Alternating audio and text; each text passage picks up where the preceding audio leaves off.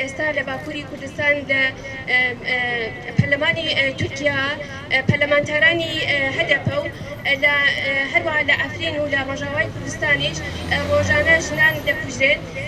ئێمە ئەمڕۆ کۆبوونەوەتەوە لە ئێرە کە ئەم سیاسەتە دژەژنە و ئەم سیاسەت دژە کوردەی هەموو ئەو داگیرکەرانەی کە لە کوردستانن شەرمەزار بکەین، بە تایبەت لە ڕۆژهەڵاتی کوردستان کە ئەزانین زیندانیانی سیاسی لە ئێستا لە دۆخێکی مەترسیدادان و هەروەها ئەزانین کە ماوەیەک پێش ئێستا زەینەب جەلالیان بە شێوازێکی نهێنی لە زیندانی ورمێەوە گوازرایەوە بۆ زیندانی قەشێکی وەرامین. زیندانی قەشێکی وەرامین شوێنێکە کە بە شکنجەگای ژنانی سیاسی ناسراوە و ئەم گواستنەوەی هەواڵ زەینەب بۆ ئەو شوێنە بۆ زیندانی خەچێکی وەرامین زۆر مەترسیدارە و ئێمە بە شتێکی سیستەماتیکی دەزانین کە ڕژیمی ئێران بە ئەنخست ئەم کارەی کردووە بۆ ئەوەی کە لەم دۆخەدا کە ئێستا ڤایرۆسی کۆرۆنا لە زیندانەکانی ئێران بڵاو بووەتەوە زیندانیانی سیاسی بە تایبەت زەینەب جەلالیان تووشی ئەم نەخۆشیە ببێ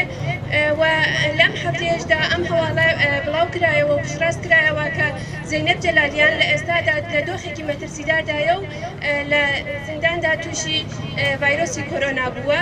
ئەمڕۆ ئێمەش لێرە کۆبوونێتەوە بۆ ئەوەی ئەم چالاکیە بەڕێوە ببین و داوا لە هەموو لایەنانەی کە دەتوانن پەیوەندیەکیان هەبێ یان ئەو کەسانەی کە ئەتوانن گوشار دروست بکەن لەسەر ڕژیمی ئێران بۆ ئازادکردنی زەینەب جەلالیان لێرە کۆبوونێتەوە و لە کەسایەتی زەینەب جەلالیاندا هەموو ئەو ژنانەی کە لە هەر چوار بەشی کوردستان دەبنە قوربانی بەبیر دێنینەوە و داواکەین کە ئەم تووتوتی ژیانەی لەسەر ژنان هەیە بە تایبەت لە ڕۆژئاوا و لە ڕۆژهەڵاتی کوردستان و لە باکووری کوردستان ڕابوەستێنرێ. لەیلا گوڤند کە ژنە قارەمانێکی تێکۆشەر ئەندام پەرلەمانی تورکیا بوو و لێسەندنەوەی پارێزبەندی بەڕێز لەیلا گوڤند. ئێمە شەرمەزارەکەن لەلایەن گەلی کوردەوە حکوومەتی تورکی فاشست هێرشەکاتە سەر بەشی ڕۆژئاوای کوردستان و لە ئەفرین دەستدرێژی ئەکەنە سەر ژنانی کورد لە ئەفرین و دەستدرێژی شێکسیانەکەن و پاشان دەیان کوژن. هەروەها لەلایەکی تریشەوە دەوڵەتی ئێرانی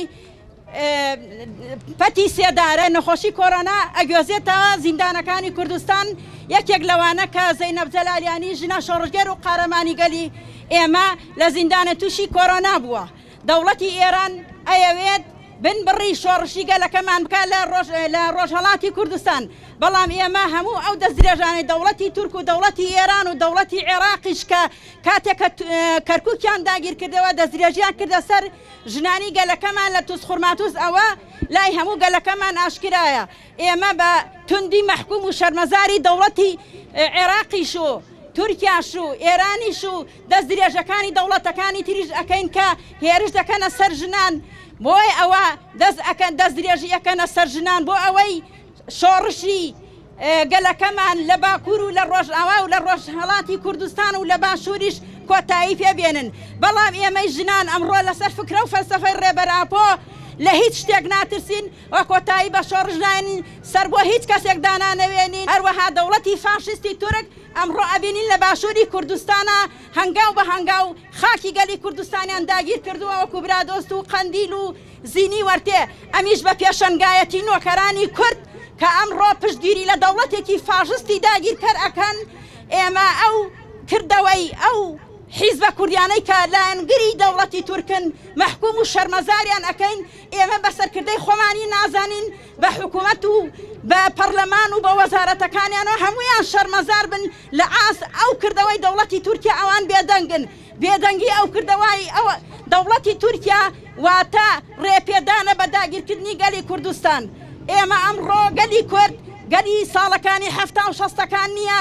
گەلی ئێمە ئەمڕۆ هەموو خوێنەوارە پاش و پێشی خۆی ئەزانێ کێ نۆکەرە، ئەزانێ کێ پێشی دەوڵەتی تورکی فارزەکەوێ کە جاشەکان و چەتەکانیان قەتڵ و عامی گەلی ئێمە ئەکەن، سیخوڕی ئەکەن و تەیارەی دەوڵەتی تورک ئەهێنە سەر شۆڕژگەڕەکانی ئێمە و شەهیدیانەکەن. ئێمە بە هەموو شێوەیەک بە هەموو جۆرێک مەحکوم و شەرمەزاری ئەو جاشانە ئەەکەین، ئەو بەکرەگیرانە ئەەکەین کە نۆکەراتی بە دەوڵەتی تورکی فاشست ئەکەن.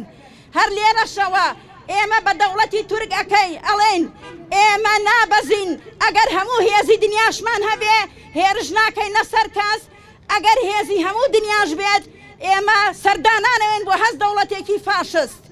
لە سەرەتادا ئێمە وەک ژنانی ڕۆژهەڵاتی کوردستان لە باشووری کوردستان دژەژنی ڕژیمی ئێران بە هەموو شێوەیەک شەرمەزار دەکەین.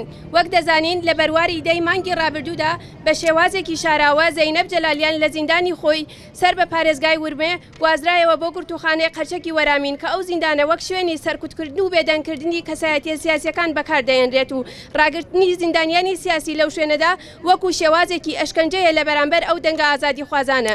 بە ساڵانە کە زیندانیان لەبەر نەبوونی مافی سەرەتایی ژیان و هەروەها گرنگی نەدان بە پاک و خاوێنی شوێنەکانیان دەناڵێنن بە تایبەت لە کاتی بڵاوبوونەوەی پەتای کۆرۆنا کە ئەم پەتایش لە ناو زیندانەکانی ئێران بڵاو بوویەوە و یەک لەو کەسانش کە تووشی ڤایرۆسەکە کرا زیندانی سیاسی کورد زەینەب جەلالیان بوو کە بەداخەوە لە کاتێکدا کە لە دۆخێکی ناهەمواردایە لە دۆخێکی ناهەمواردا بوو لەلایەن هێزە ئەمنیەکانەوە ڕێگە نەدرا کە ببرێتە نەخۆشخانەی دەرەوەی زیندان.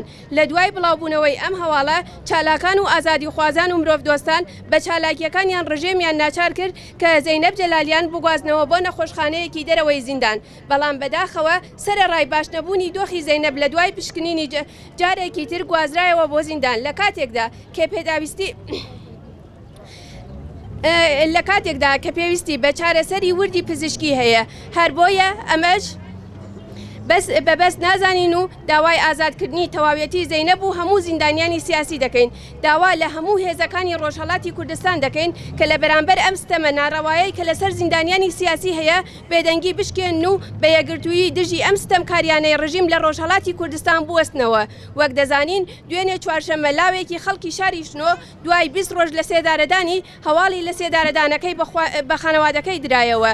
ڕژیمی ئێران بۆ چاوترسێنکردن و پاشەکشێکردن گەلەکەمان لە داواڕەواکانی خۆی هەموو هەوڵێک دەدات و بە هەموو شێوازێک دژایەتی گەلەکەمان دەکات کە سێدارە و ئەشکەنجەی زیندانیانی سیاسی یەکێک لەو جۆرانەیە و مرۆڤ دۆستە یەکێک لەو جۆرانەیە چونکە ئەوان نوێنەری ڕاستەقینەی کۆمەلگان و هەر بۆیەش لێرەوە بانگ لە هەموو کەسانی ئازادی خواز و مرۆڤ دۆستان و ڕۆشنبیران و سیاسەتمەداران و کۆمەلگای مەدەنی و ڕێکخراوەکانی مافی مرۆڤ دەکەین کە لە بەرامبەر دۆخی زیندانیانی سیاسی لە زیندانەکانی ئێران بێدەنگ نەبن و هەنگاوی کردداری هەڵگرن لەبەر ئەوەی کە بێدەنگیمان خزمەت بە سیستمی قڕکرد دەکات. کۆمیتەی ژنانی ڕۆژهەڵاتی کوردستان لە باشووری کوردستان.